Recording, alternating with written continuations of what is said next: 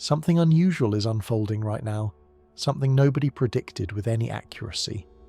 While countless women record videos asking the universe where all the good men disappeared to, those very men are sitting in their homes completely unbothered, flipping steaks, leveling up in their favourite games, and enjoying a peace they never knew existed. For years, society told women a comforting myth, that men couldn't function without them, that isolation would eventually break us, that our hunger for companionship would overpower our sense of dignity. That story has aged terribly. Men aren't collapsing without relationships, they're revitalizing themselves. And the shockwave hitting women comes from realizing they misread the situation entirely. Let me paint you a picture. I once worked with a 38-year-old engineer, divorced for 3 years after a decade of death by 1,000 cuts criticism. His ex nitpicked everything. How he loaded the dishwasher, how loudly he breathed, how his hobbies were juvenile. He spent years trying to shrink himself just to keep the peace. Now, he lives alone, gets uninterrupted sleep, has reclaimed every hobby she mocked. His blood pressure dropped dramatically, and he genuinely looks a decade younger. When I asked if he was dating again, he chuckled, a real, relieved laugh. Why would I go back to being graded like a school project? That exhaustion, the slow suffocation of constant critique, is what finally snapped something inside millions of men. You drag yourself home after a brutal workday, and before your shoes are even off, you're being scolded over a cup in the sink. You try to rest for 5 minutes and you're labelled lazy. Play a video game, immature, work overtime, emotionally unavailable. No matter what you do, there's always another angle of attack, another judgment, another moving goalpost. Eventually men connect the dots. The whole game is rigged. Here's the truth most won't say out loud. Some partners unload their personal dissatisfaction onto the nearest safe target. She yells about a sock on the floor, but the sock is never the issue. The real storm is brewing inside her. Unresolved frustration, unexamined unhappiness, existential panic, and you become the lightning rod because you won't explode back. Her anger isn't truly about you, you're just the most convenient place to deposit it. The pattern is almost scripted. A tiny complaint, wrong milk, wrong brand, wrong timing, snowballs. Suddenly it's not about groceries anymore, but about how you never listen, which spirals into you don't care, which mutates into you've ruined my life. 30 minutes in, you're apologizing for existing and wondering how a shopping trip turned into emotional Armageddon. That isn't communication. It's psychological warfare disguised as dialogue. What makes all of this even more tragic is not the complaining, it's the way men respond to it. Men are problem solvers to the core. If something's broken, we try harder. If our partner is unhappy, we take on the responsibility like a mission assignment. When criticisms pile up, we assume we must be the reason. So men stay. They work. They endure. Some spend decades trapped in emotional captivity, believing persistence is noble. Over the years, I've met men whose entire lives were hollowed out by this dynamic. Their friends vanished because she didn't approve of them. Their hobbies abandoned because she complained. Their families kept at arm's length because she provoked drama every holiday. They sacrificed bits of themselves piece by piece, thinking peace could be purchased by self-erasure. What did they get in return? Less affection, more resentment, zero appreciation. These men didn't just lose relationships, they lost themselves. And then, something tiny breaks the spell. Another pointless argument. Another day when nothing you do is right. Or maybe you see a recently divorced friend smiling for the first time in years. That's when the realization hits like a sunrise. Solitude isn't loneliness, it's oxygen, it's space, it's finally being able to exhale. No more tiptoeing around unpredictable moods. No more being the emotional punching bag. No more trading your sanity for a little conditional affection. The idea that men should absorb and manage their partner's entire emotional landscape has always been absurd.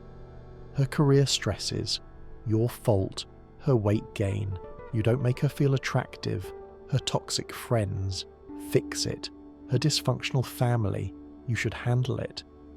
At what point did men become liable for another adult's entire psychological ecosystem? Here's the uncomfortable truth people avoid. A chronically unhappy person will stay unhappy no matter what you do. You can spoil them, reassure them, plan vacations, write love notes. It won't matter. Their suffering was there before you, and it will be there after you. But acknowledging that would require self-awareness, so blaming you becomes the easier outlet. Far too many approach relationships not as partners, but as patients searching for unpaid therapists.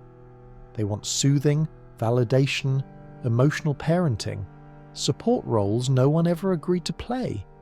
They want their traumas healed, their wounds patched, their insecurities pacified, and they want all of it without giving anything in return.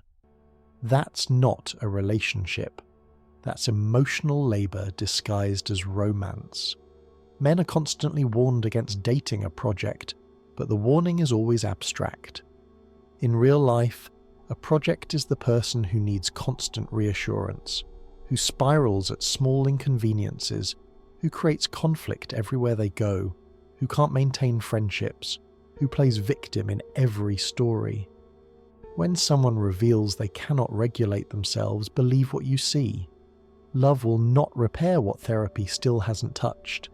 Then comes the perfection trap. Everything must look cinematic. Instagram-level dates, picture-perfect weekends, curated aesthetics, perfectly timed compliments, flawless emotional execution. Meanwhile, she's comparing your real life to an influencer's staged fantasy and concluding you're not measuring up. She sees a lavish vacation post and assumes everyone else has a better partner. She sees her friends' romantic gestures but not the lies behind them. You get judged against delusions, and the scoreboard she keeps, it only tracks your failures. Forget one anniversary years ago and it becomes a permanent stain. But the 1,000 good things you did, gone, erased, forgotten. You could perform miracles and still be told it wasn't fast enough. That's the kind of scoring system designed to ensure you're always behind. And that's what pushes men to the edge, the no-win scenario. Do the chores? Wrong. Don't do them. Lazy. Buy flowers. Guilty conscience. Don't buy them. You don't care. See your friends. You're choosing them over her. Cut everyone off. You're too dependent. Every path leads to another criticism. Every choice becomes another flaw. She wants you ambitious but always available, strong but emotionally soft, dominant but gentle, working hard but never busy, masculine but non-threatening, a leader but somehow also not leading. The expectations weren't built to be met. They were built to keep you running on empty. This is the point where modern dating quietly collapses under its own contradictions. After years of being told, directly or indirectly, that everything you do is lacking, that every effort is insufficient, that simply existing beside someone is an exam you're destined to fail, solitude stops feeling like exile and starts feeling like recovery. Suddenly the silence isn't empty, it's restorative. No demands, no emotional booby traps, no barbed comments disguised as concerns.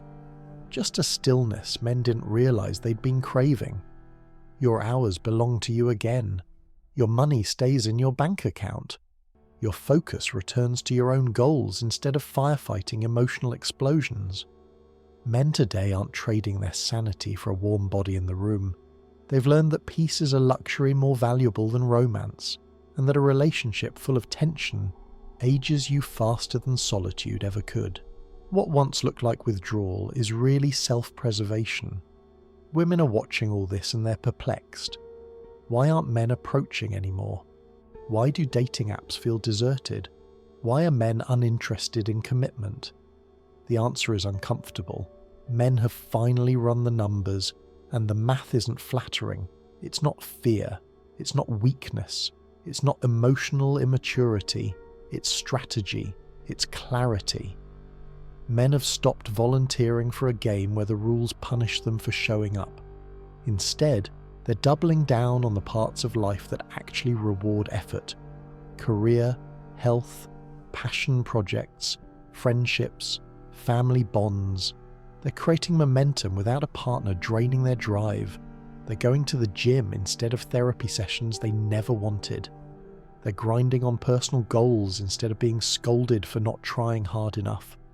They're maintaining friendships freely, without someone interrogating their loyalty. For the first time in human history, an average man can build a fulfilling life with zero romantic involvement, and the digital world has made this shift even more dramatic. Social media has warped women's expectations beyond recognition. A man takes his girlfriend to a nice restaurant, but she watched 3 TikToks of a millionaire boyfriend renting an entire stadium for a proposal. So suddenly, dinner isn't love, it's bare minimum. Normal men can't compete with staged cinematic fantasy. They're no longer dating one woman, they're dating her entire algorithm. Meanwhile, average men are crushed between 2 worlds, expected to behave like traditional providers while simultaneously accepting modern dynamics that remove any reciprocal value. They're told to pay for everything yet tolerate disrespect, to lead but only when it's convenient, to be strong but never too strong, and all the while they're competing with every attractive man sliding into her DMs, men who live hundreds of miles away, men she'll never meet, men she treats as potential upgrades. Then comes hypergamy, the brutal sorting mechanism nobody admits exists. Study after study shows women rate the vast majority of men as below average. Logically impossible, socially devastating. Most women chase the same small pool of highly attractive men, men who have endless options and no incentive to settle. They tolerate being one of 5 women texting him because his attention feels exciting, while the stable, loyal guy she's known for years gets ignored. Only when the fun men stop answering at 35 do they suddenly desire commitment from the men they overlooked for a decade and a half. Meanwhile, men were absorbing a completely different social script. For 20 years, the world told them, don't approach women at the gym, don't talk to women at work, don't interact with women in public, don't make us uncomfortable. Men took that literally, they backed away respectfully, and now that they've actually listened, women are asking why men stopped initiating. The irony is painful. You cannot scold men for trying, and then scold them for not trying, and expect them to magically know when they're permitted. The truth is simpler. Men interpreted "leave us alone" as an instruction, not a puzzle. They didn't realise the hidden footnote was "except for attractive men," because men don't operate on hidden meanings, and every man has seen the double standard with his own eyes. A good-looking guy messages a woman online, romantic. An average guy does the same, creepy. A handsome man approaches her at the gym, confident. A regular man tries, harassment. It was never about the gesture. It was always about the face making it. Average men learn the rule: the safest approach is no approach at all. On top of this, women are being fed a steady diet of content telling them they deserve more. Always more. Influencers preach that settling is failure, that men are disposable, that relationships should revolve around female demands alone. Know your worth gets twisted into everything he does is insufficient. The result? Legions of chronically dissatisfied women convinced that conflict equals empowerment. Communication has devolved into volatility. Screaming, crying, plate throwing, dramatic meltdowns, all excused as venting emotions. But if a man raises his voice one time, he becomes a threat. Her chaos is passion, His frustration is danger. This teaches men, subconsciously, that their emotional boundaries don't matter, that their hurt is irrelevant. Then come the accusations born from pure insecurity. Forget to reply. You don't care. Didn't notice her haircut. You're losing interest. Working late. Must be cheating. Every neutral behavior becomes an attack. Every harmless action is reinterpreted with the worst possible intent. Men become exhausted from constantly defending themselves against crimes they never committed, and it gets worse. Dating apps have transformed relationships into a marketplace where everyone thinks they deserve premium luxury. If a partner doesn't meet every requirement instantly, people swipe for the next model. Why fix problems when replacements are one click away? Why nurture gratitude when Instagram shows endless illusions of better? The paradox of infinite choice has annihilated satisfaction. Women misread men for an even simpler reason. They project complexity onto creatures who communicate directly. When a man is quiet, he's not plotting a betrayal, he's tired. When he's focused on work, he's not searching for someone else, he's providing. When he makes a sandwich, he's not making a statement about gender roles, he just wants a sandwich. But some partners care more about proving a point than protecting the relationship. Every conversation becomes a courtroom drama where they play prosecutor, judge, and jury. Winning the argument means losing the bond, and they don't realize the cost until the damage is irreversible. And then there's the micro-criticism that erodes a man's soul. You sit on the couch and suddenly your breathing is too loud, your posture is wrong, your laugh is annoying, your chewing is irritating. Basic human existence becomes a flaw to correct.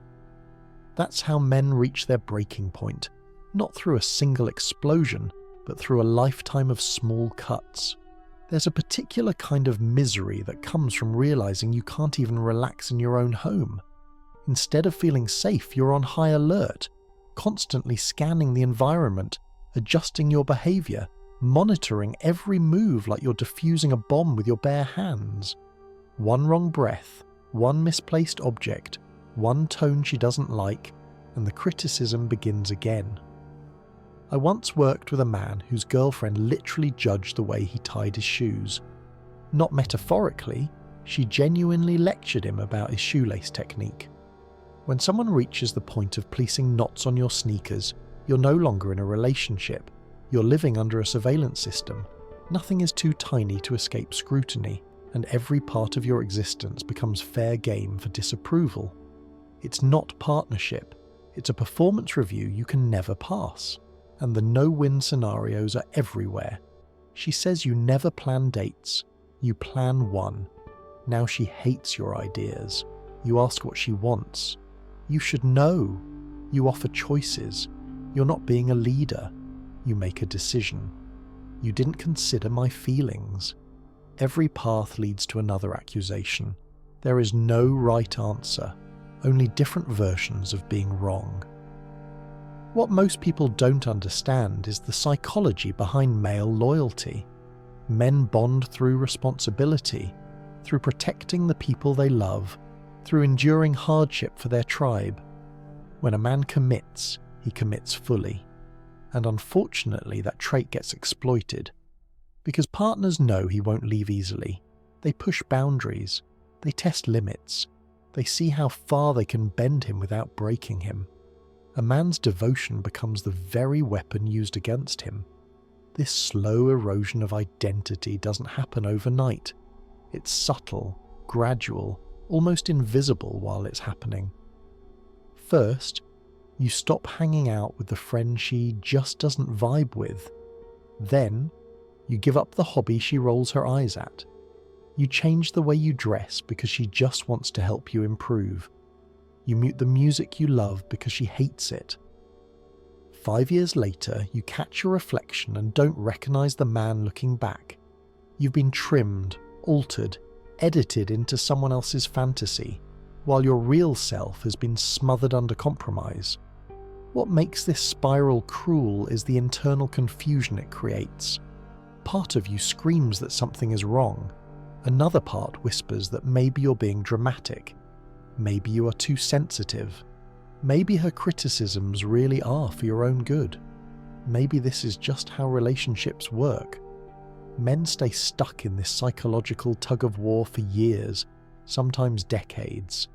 The conflict burns from the inside, draining energy, confidence, and joy. Then something small shifts. Not a dramatic explosion, just a quiet, startling revelation. For many men, the first taste of life without criticism feels alien. One client described it like stepping into sunlight after years underground. He kept instinctively waiting for judgment, expecting someone to correct him for loading a dishwasher wrong, anticipating critique that never arrived. It took him months to grasp the truth. Nobody was watching him anymore. Nobody was scoring him. Nobody cared. That's when the simplest activities start to feel sacred. Eating cereal straight from the box at midnight. Leaving a dish in the sink and not hearing a lecture.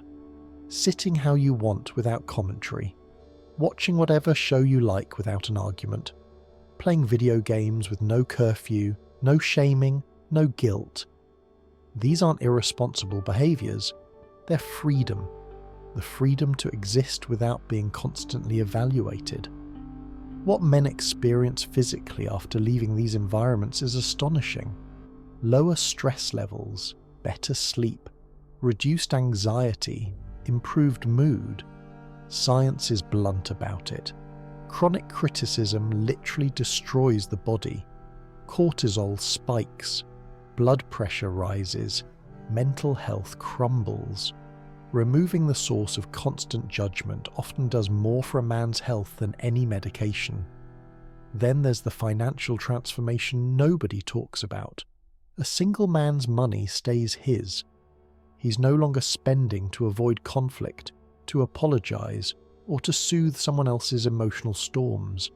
He's not draining his account on impulsive shopping trips driven by her unhappiness. Without that pressure, his bank account grows. Wealth accumulates, stability increases, creativity comes back too, fast. All the energy he used to burn managing emotions that weren't his to carry starts flowing into projects, ideas, goals. Men launch businesses, they write, they build, they create. The spark returns once there's no voice in the background calling their passions childish or pointless. And the social revival is equally powerful. Those friends she disapproved of, they reappear. The hobbies she mocked, they return. The male camaraderie that once kept him grounded resurfaces, unfiltered, uncomplicated, genuine. Men rediscover something romantic relationships rarely provide. Unconditional acceptance, friendship without judgment, brotherhood without performance. Meanwhile, something else is happening. Women are panicking, because for the first time ever, men have real alternatives. We don't need relationships to meet physical needs. We don't need marriage for societal approval. We don't need a partner for emotional support. Therapy, community, and friendships have replaced the old roles. The traditional monopoly women once held is gone. Young men see this clearly.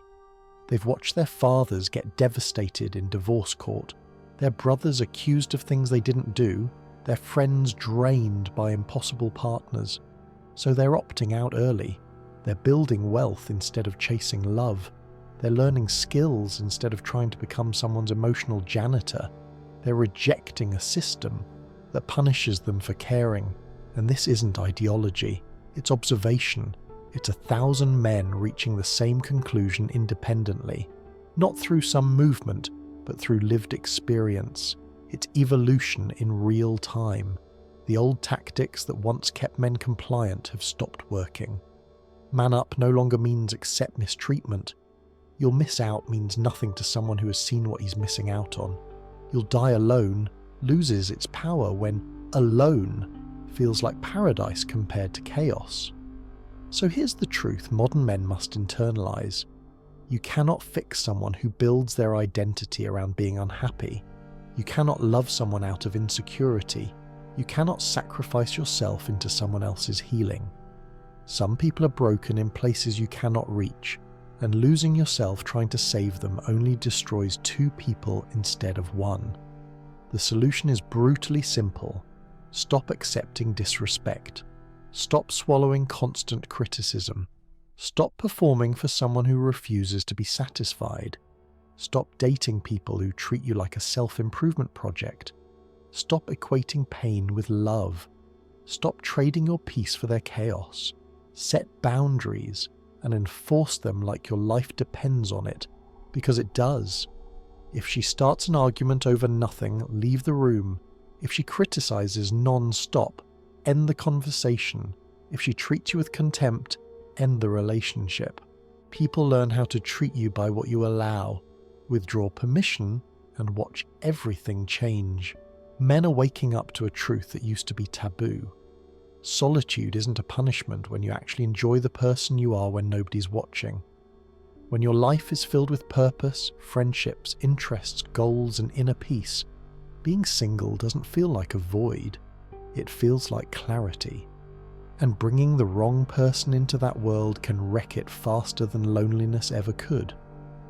Sometimes the most loving thing a man can do is choose himself. This isn't bitterness. It's not a rejection of love. It's a refusal to settle for its distorted, draining, modern imitation. And you can feel the anxiety this shift is causing. Everywhere online, women ask the same question. Where did all the good men go? There are headlines about men being afraid of strong women, think pieces on the crisis of male commitment, and endless coaches teaching women how to trap a man emotionally.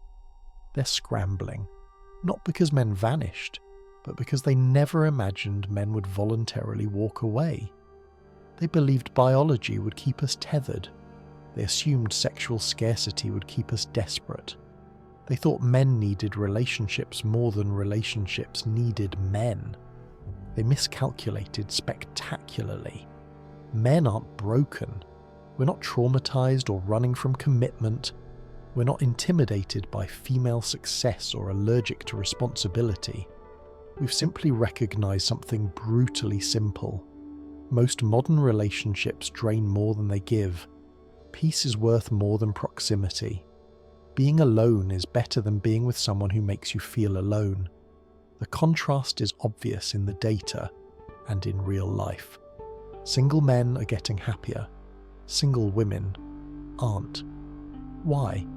Because men can find fulfillment in 1,000 places.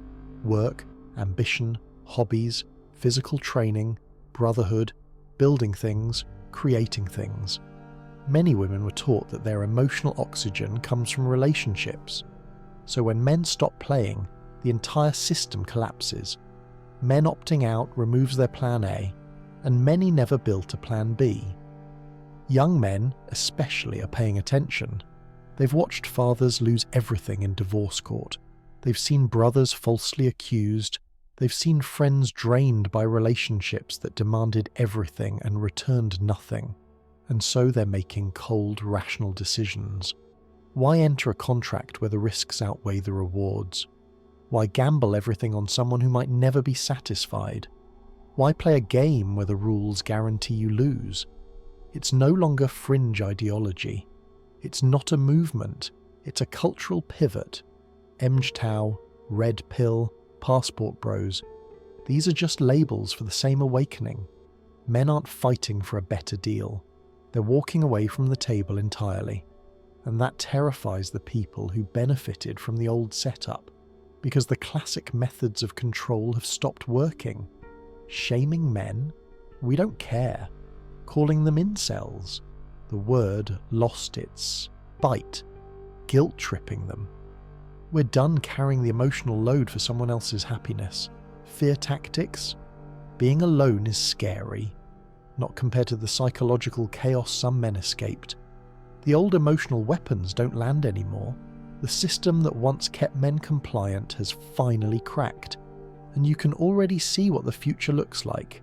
Men are investing in themselves, financially, physically, mentally.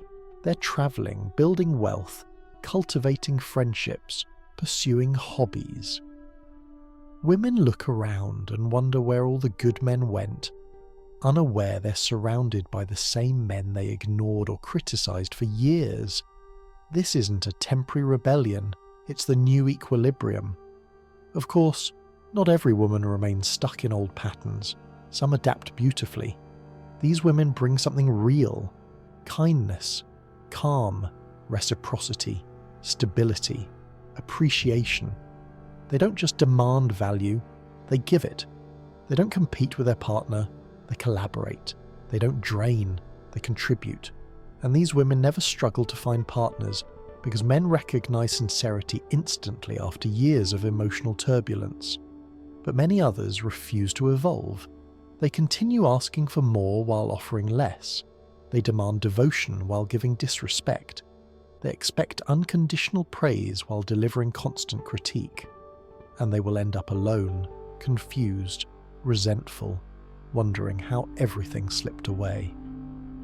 The answer is brutally simple. Men finally realize that no relationship is better than a bad one, because the peace of solitude is addictive. Wake up when you want, spend money how you want, live how you want. No drama, no manipulation, no emotional minefields, just quiet, just stability, just freedom. Once a man tastes that, the idea of returning to chaos feels insane. And let's be clear, this isn't misogyny. This is self-preservation. This is choosing emotional safety over emotional destruction. This is picking mental health over constant conflict. Men aren't avoiding women themselves. They're avoiding the modern relational dynamic that turned romance into punishment. And the happiest single men, they're not damaged, they're healed, they're free. They've learned that their worth isn't measured by how well they serve someone else. They've accepted that happiness doesn't hinge on relationship status. They've realized their purpose is bigger than being someone's emotional shock absorber. They've built a life where they matter to themselves. Women never anticipated this shift. They believed men wouldn't leave, that loneliness would break us, that biology would dominate logic. But they underestimated men's capacity to adapt. Men have rediscovered something ancient and powerful. We're built for solitude. We thrive in focus. We grow through purpose. We bond through action, not constant emotional maintenance. We don't need relationships the same way women do. And for the first time, the world is seeing what happens when men stop apologizing for that. A correction is coming. As men disengage, relational dynamics will eventually rebalance. Women will have to offer more than presence. They'll need to bring peace, not chaos. Partnership will have to benefit both sides, not just one. The pendulum swung too far and now it's swinging back. Until then, men are discovering something profound. Life is shockingly good when you're not being criticized, when you're not walking on eggshells, when no one is trying to fix you, when your life belongs to you again. The rise of content, fulfilled single men isn't a crisis. It's a rational response to irrational expectations. We're not missing out. We're avoiding a nightmare. We're not lonely. We're liberated. We're not broken. We're finally awake, and we're not returning to the plantation. Women expected us to be miserable alone. They assumed we'd come crawling back. Instead, we're thriving, traveling, building, lifting, creating, exploring, succeeding. While they make TikToks wondering where we went, the truth is simple. We didn't go anywhere. We just stopped participating in a system designed to drain us. We are here, living well, living peacefully, living proudly alone. Because once a man understands that solitude is not emptiness but freedom, the choice becomes obvious. Why choose chaos when you can choose calm? Why pick suffering when you can pick sanity? The future belongs to those who choose wisely. Men who refuse disrespect. Women who bring genuine value. Partnerships built on balance, not extraction. Until that future arrives, millions of men will keep choosing the only logical path: peace over partnership, solitude over suffering, happiness over her. Now it's your turn. Have you found more happiness alone than in your last relationship? What pushed you towards solitude? What's the biggest benefit you've discovered? Share your story below, and let's normalize men choosing self-respect over chaos.